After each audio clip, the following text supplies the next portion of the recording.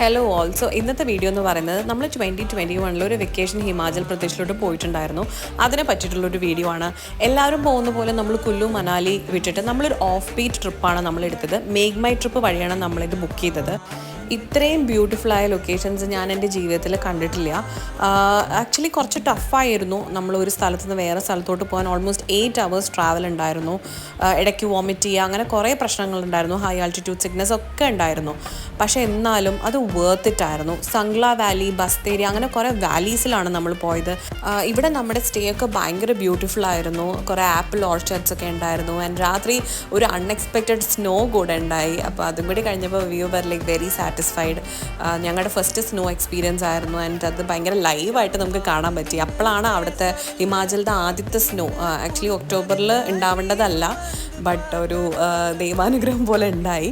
അപ്പോൾ അത്ര തന്നെ. ഇതിൻ്റെ പാർട്ട് 2 ഞാൻ വീഡിയോ